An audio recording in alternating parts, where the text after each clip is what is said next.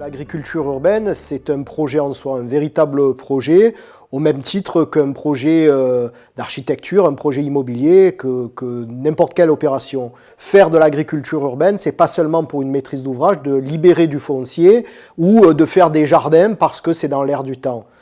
Alors comme tout projet, forcément, ça implique qu'on ne doit pas tomber dans des recettes types, dans des modes d'emploi tout faits. Chaque projet doit être contextualisé et du sur-mesure pour révéler des lieux particuliers.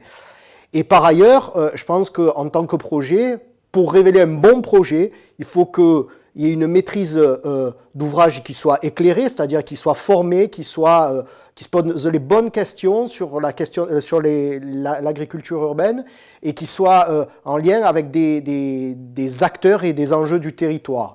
Je pense que ça passe aussi par la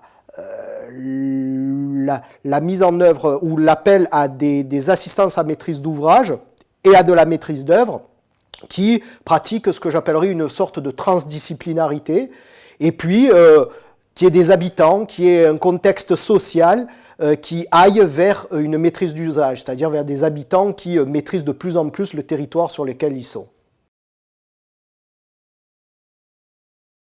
Les projets, par définition, sont transdisciplinaires. Ils font appel à plusieurs compétences.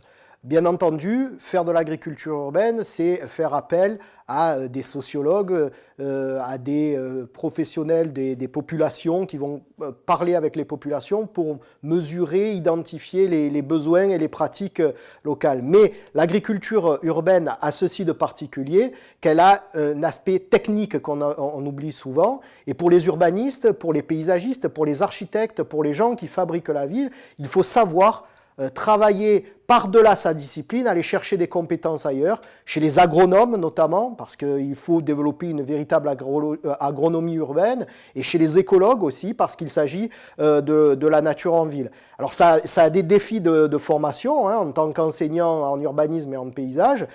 Par exemple, avec mon collègue Christophe Schwartz, qui dirige le laboratoire sol-environnement de Nancy, on forme de jeunes paysagistes par des workshops, avec des jeunes ingénieurs agronomes à travailler ensemble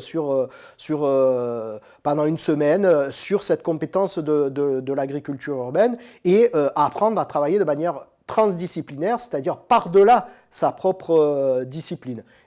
Donc cette transdisciplinarité, finalement, amène à reconsidérer les projets d'urbanisme, non pas si on les prend par l'agriculture urbaine en disant on construit le bâti et après on va occuper par l'agriculture urbaine le sol qui reste, mais il s'agit de penser à l'inverse, penser d'abord la trame paysagère avec l'agriculture urbaine et puis ensuite mettre les bâtiments dessus. C'est-à-dire qu'on pourrait penser à des écoquartiers qui naissent en ménageant les terres les plus productives, agronomiquement les plus compatibles, qui sont passées en avance, laissées pour une appropriation future et les bâtiments qui viendraient se mettre dans les zones les moins productives potentielles.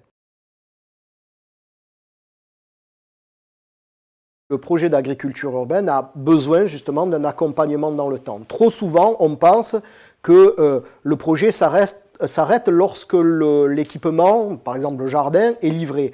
Or, c'est là que tout commence. Donc, il y a à définir un certain accompagnement dans le temps de la part de la maîtrise d'ouvrage, mais aussi de son AMO ou de son maître d'œuvre. En revanche, il ne faut pas rester dans un système de mise sous perfusion, c'est-à-dire que la maîtrise d'ouvrage accompagne après la livraison de l'équipement le jardin. Si le projet ne prend pas, il faut se poser les bonnes questions et savoir abandonner un lieu. Mais si le projet a été bien pensé, c'est-à-dire comme un projet de paysagement, comme je l'ai dit, il n'y a pas de souci puisqu'en fait le lieu est révélé, le lieu existe, il est dans son processus naturel et il pourra avoir d'autres fonctions et peut-être à terme être repris pourquoi pas faire un autre projet d'agriculture urbaine par les habitants.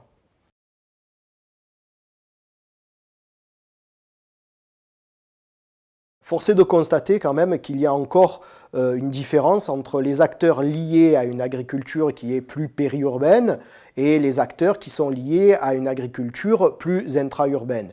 Mais on constate quand même qu'à l'échelle des territoires, il y a une sorte d'hybridation qui s'opère entre ces différents acteurs qui sont finalement issus de deux mondes différents et que les mondes se rencontrent, commencent à se parler et commencent à produire une vision sur cette agriculture à l'échelle globale et à l'échelle surtout d'un territoire. Et en ce sens, je pense que penser l'agriculture urbaine à l'échelle d'un territoire cohérent, comme une échelle à l'échelle métropolitaine, penser l'agriculture urbaine par la gouvernance territoriale à l'échelle métropolitaine est quelque chose de fondamental et qui revêt un enjeu très important.